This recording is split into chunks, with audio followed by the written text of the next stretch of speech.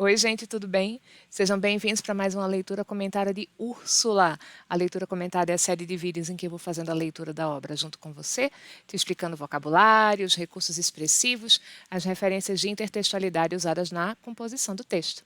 Nesse vídeo, a gente vai fazer a leitura do capítulo 13, O Cemitério de Santa Cruz.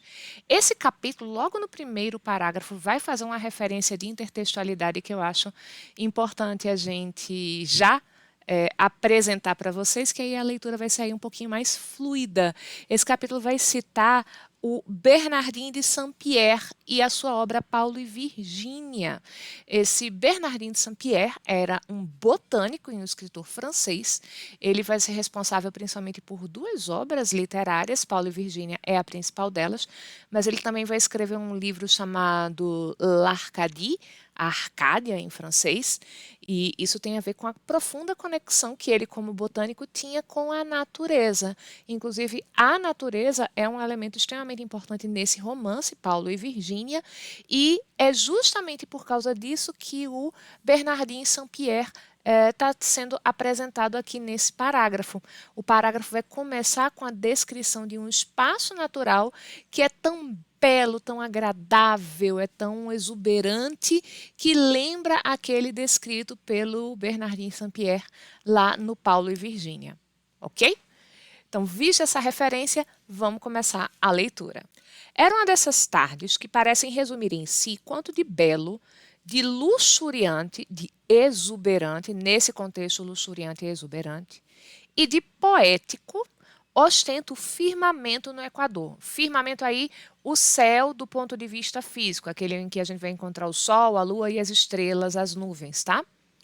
Era uma dessas tardes que só Bernardin de Saint-Pierre soube pintar no delicioso Paulo e Virgínia, que deleita a alma e a transporta, aqui é de transportar mesmo, de tirar de um lugar e colocar em outro, a essas regiões aéreas que só a imaginação compreende e que, divinizando as nossas ideias, nos torna superiores a nós mesmos. É isso que a imaginação faz para os românticos, nos diviniza, nos torna deuses, porque somos capazes de criar com a nossa imaginação. Era, pois, uma dessas tardes em que o sol, no seu descambar para o acaso, recebe mil e cambiantes cores invejadas pela palheta dos Rafaéis e que se confundem com o sorriso da triste amante, a lua, que ressurge pálida na orla do horizonte.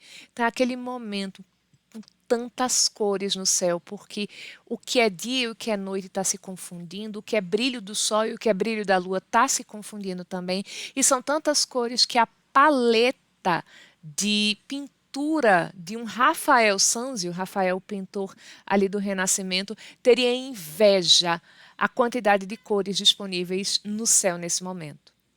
Os últimos raios de um sol vívido misturavam-se com os raios prateados de uma lua de agosto. E na ampla solidão dos campos, onde se espelhavam as harmoniosas despedidas do rei do dia e o frouxo brilho da deusa caçadora. A deusa caçadora, vamos lembrar, lá na mitologia clássica, é Diana, lá na mitologia romana, e ela é a irmã de Apolo, ele é o deus do sol, ela é a deusa da lua, tá? Mais poética magia difundia no espírito daquele que a essa hora, encantadora e melancólica, os atravessasse com o coração tranquilo.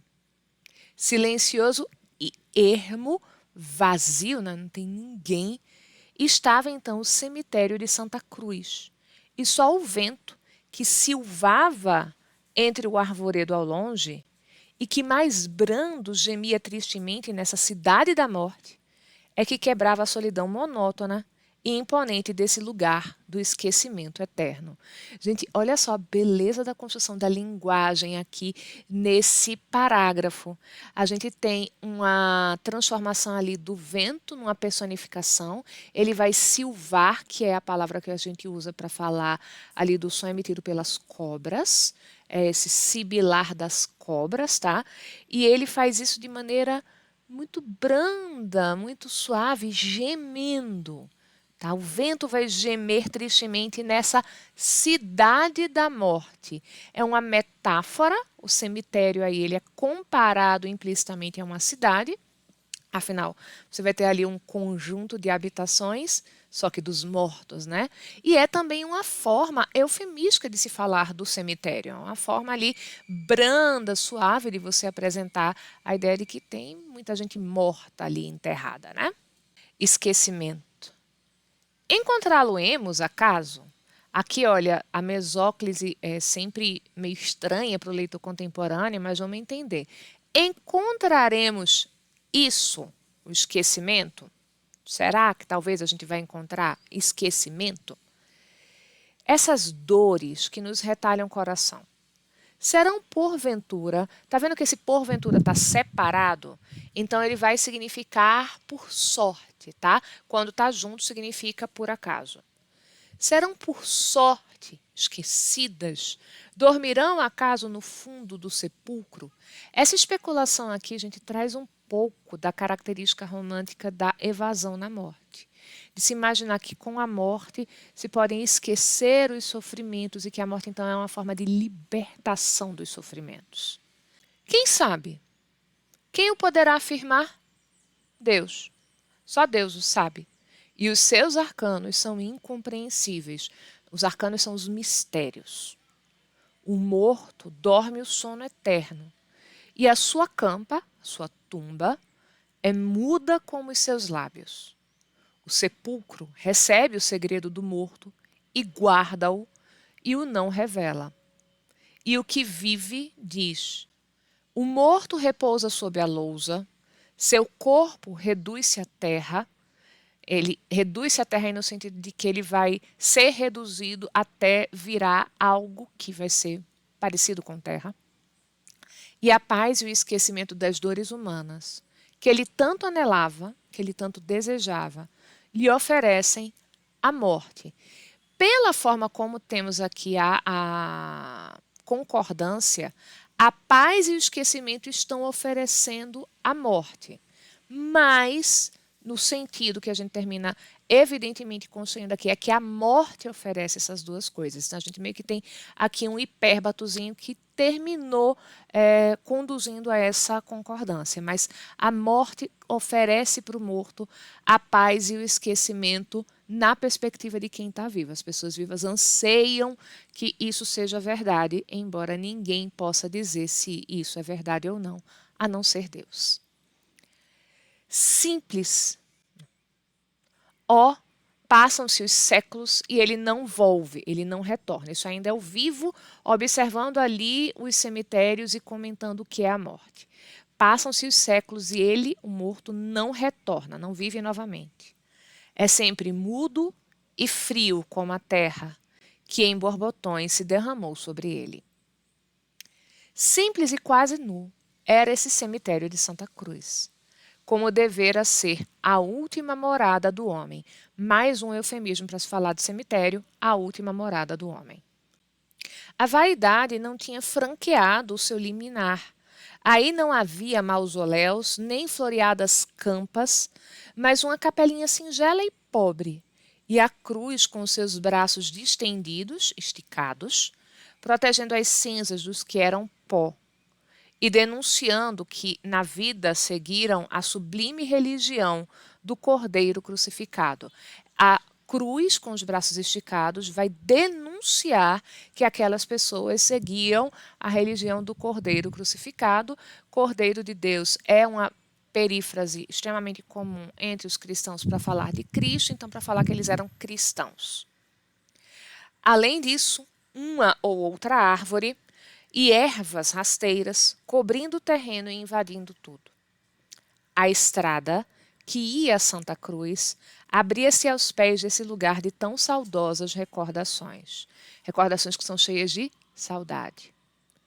Úrsula, a essa hora do crepúsculo, desatinada por tantas dores, depois de vagar incerta no caminho que queria seguir, ela vagueou, né? Ela andou incerta, talvez cambaleante, mas muito provavelmente sem um rumo certo por esse caminho. Tinha, enfim, penetrado no âmbito pavoroso que encerrava os restos de sua mãe. De joelhos, beijou a terra úmida e, ainda revolta pelo alvião, Então, a terra ainda estava revolvida pelo processo mesmo do enterro. E o pranto amargo que lhe inundava as faces e o soluçar magoado que vinha lá dos abismos de sua alma eram a mais sincera expressão da sua dor e a mais grata prece ao Altíssimo. Que soledade a sua, que solidão a sua. Entregue agora a toda a força de um destino, cuja dureza começava a experimentar no começo dos seus anos, ela não podia ter ânimo para encará-lo sem tremer. Que lhe restava agora sobre a terra? Um amor ardente e apaixonado, ternamente correspondido, mas que a esta hora, ignorando toda a sua angústia, todo o perigo que a ameaçava, estava longe de a poder salvar e amparar contra as fúrias de Fernando. Pobre e desditosa Úrsula, pobre e infeliz Úrsula. Era essa a única aventura que lhe restava, a única felicidade que lhe restava. O único elo que ainda prendia a cadeia da vida. A vida é como se fosse uma corrente e Úrsula está presa a essa corrente por um único elo, o amor de Tancredo. Mas a mísera, transida de dor, ou seja, traspassada pela dor, né? No excesso de sua íntima e irremediável mágoa, esqueceu o seu amor e até mesmo a odiosa imagem do comendador. A inconsolável filha chorava a perda irreparável e eterna de sua querida mãe. No fundo desse sepulcro, tão frio e tão silencioso, lhe estava a alma. Ela beijava o pó da sepultura, e um pranto sentido caía sobre a terra, e filtrando-se, as lágrimas vão se infiltrando na terra, ia como que despertar do sono eterno aquele coração enregelado pela morte, e que tanto amor lhe havia tributado. É como se as lágrimas de Úrsula entrassem na terra para ir pingar ali em cima do coração de Luísa B., esse coração que tanto tinha dado amor a essa filha e que agora estava congelado pela morte. E a lua, melancólica e pálida, lançando uma chuva de prateados raios sobre o cume das árvores e sobre a erva do cemitério, e branqueando os braços negros da cruz junto da qual estavam a sepultura de Luísa B., e a dolorosa donzela ajoelhada, dava a esse quadro 1000 encantos de sublime poesia. Gente, isso aqui é muito tributário de toda a tradição da literatura gótica. A literatura gótica vê beleza nesses lugares sombrios, funestos, conectados à morte, vê beleza na noite, na escuridão. E esse texto está exaltando justamente a beleza de uma moça chorando num cemitério à luz do luar. Os olhos da donzela levantavam-se para esse sagrado estandarte da fé. Perífrase aqui para a cruz, tá? Ela é um estandarte, ela é um símbolo que você ergue para apresentar a fé. Porque o coração procurava um auxílio do céu, mas logo a cabeça pendia para a terra e os lábios roçavam o pó da campa. Olha as antíteses aqui de céu e terra, tá? E também do movimento para cima e para baixo dos gestos de Úrsula. Depois a dor, mais viva, mais dolorosa e íntima, conturbou-a. Seus membros tiritaram, eles tremeram de frio. A vista obscureceu-se-lhe e um gemido saiu do imo peito, saiu lá do fundo do peito. Intenso e dolorido. Era como se nele lhe viesse a vida. Úrsula caiu desmaiada. Infeliz donzela! Por que fatalidade viu ela esse homem de vontade férrea que era seu tio e que quis ser amado? Aqui, gente, é um momento de avaliação do narrador. Tá? O narrador está se posicionando através desses questionamentos como alguém que lamenta as coincidências infelizes do destino de Úrsula. Esse homem que jamais havia amado em sua vida, por que a escolheu para a vítima de seu amor caprichoso? A ela que o aborrecia, a ela a quem ele tornara órfã, antes de poder avaliar a dor da orfandade. A ela que amava outro, cujo nome devia conhecer, porque mais de uma vez o vira no tronco da árvore, enlaçado com o de Úrsula, a ela que toda a sua alma, toda a sua vida pertencia agora a esse jovem cavaleiro. A pobre donzela, assim desmaiada, semelhava a flor do prado, né? Ela parece com a flor do prado, que murchou porque o tufão da tarde a arrancou da haste, e ninguém lhe prestava o mínimo socorro. E Deus somente a via e avaliava a grandeza das suas dores. O sol tinha de todo desaparecido na extremidade do horizonte, e a luz ainda tíbia, fraca da lua derramava vaga claridade. O silêncio tornava-se mais profundo quando um rumor longínquo começou a interrompê-lo. Mais tarde, era como o tropear de cavalos que para ali se dirigiam. Gente, olha a cena bem filme de terror, né?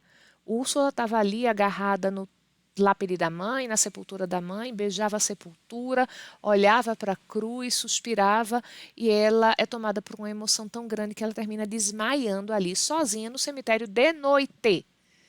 E de repente você escuta aquele tropel de cavalos que se aproximam. Úrsula nada ouvia, e se tivesse ouvido, seu coração morreria de pavor. Esse tropear de cavalos em demanda do lugar em que se achava, em busca do lugar em que ela se achava. Ela julgaria ser o núncio da má-vinda de seu tio que a vinha perseguir, aumentando por essa arte o sofrimento da sua alma. Núncio é o embaixador, tá? É o cargo de embaixador. E o embaixador ele serve para anunciar as decisões do regente, do governante, né? Ele está ali para representar antecipadamente a vontade do regente, por isso que ele anuncia. Então, se ela escutasse esse tropel, ela ia se apavorar porque ela ia ter certeza que ele estava anunciando a chegada do tio dela. Mas ela, envolvida nesse torpor, que se assemelha à morte, não tinha consciência do que lhe ia em torno, nem da sua própria existência. Olha que aqui a gente vai ter a constituição de um momento de mistério. A gente sabe de uma coisa que a Úrsula não sabe. Está chegando alguém. E o narrador fez questão de pontuar para a gente que Úrsula vai interpretar, se ela escutar isso, como sendo a chegada do tio. E a gente antecipa essa possibilidade. Meu Deus, será que é Fernando que vai chegar? E se ele chegar agora, o que é que vai acontecer com essa menina? A mãe morreu, não vai poder se opor ao casamento. O que é que vai acontecer com ela? Pararam os animais junto à estacada de madeira que cercava a morada dos mortos. Eufemismo de novo aqui para cemitério, né? E 2 homens penetraram o recinto silencioso. A lua se mostrava toda e prateava-lhe as faces nobres e altivas. E essas frontes estavam inundadas de suor, e uma delas era pálida e branca, porque o coração gemia sob o peso de amargas comoções. E a outra, negra como o azeviche, mas também abatida por profundo pesar. O azeviche é um tipo de pedra preta, tá? Mais escura possível. A gente tem de novo aqui uma antítese, né, na feição que foi descrita dos 2 homens a respeito da cor da pele. E será que foi Fernando que chegou junto com um escravo? Ou é Tancredo com Túlio? Eita, pode ser os 2, né? E agora? Estes homens apearam-se com presteza, né, com agilidade.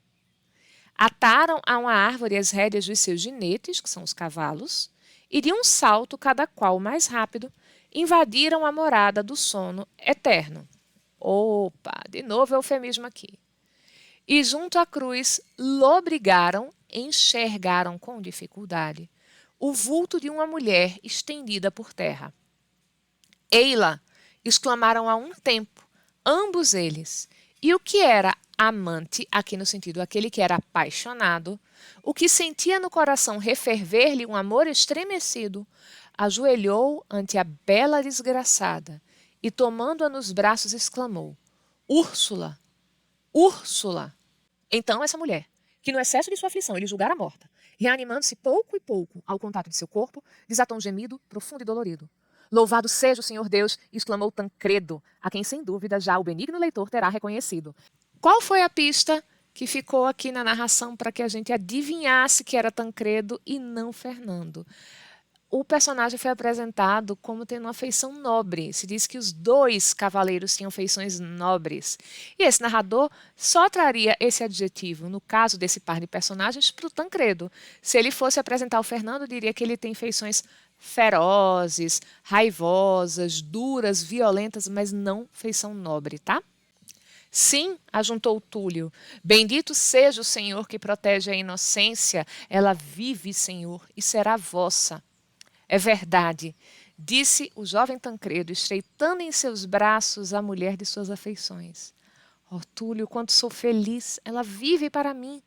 E de novo chegou-a ao coração. O tempo urge, observou Túlio, que menos embevecido, menos encantado, que o cavaleiro receava talvez algum funesto acontecimento. É preciso, Senhor, partir incontinente. Está apressando, né? Vamos embora agora. Tens razão, Túlio. Mas Úrsula está tão debilitada que receio não possa suportar as fadigas de uma viagem que, demais, não pode ser vagarosa. Então, ainda por cima, a gente vai ter que ir muito rápido. É possível que torne a desmaiar ou que este desmaio, que ora está a terminar, se prolongue muito. Mas, Senhor, os vossos cuidados revocá-la-ão a vida. Revocar é restituir. E aqui com a mesóclise vão restituirão a, o pronome oblíquo, né, representando ela, a moça, a vida. Lembrai-vos do que nos disse mãe Susana. Sim, tornou Tancredo.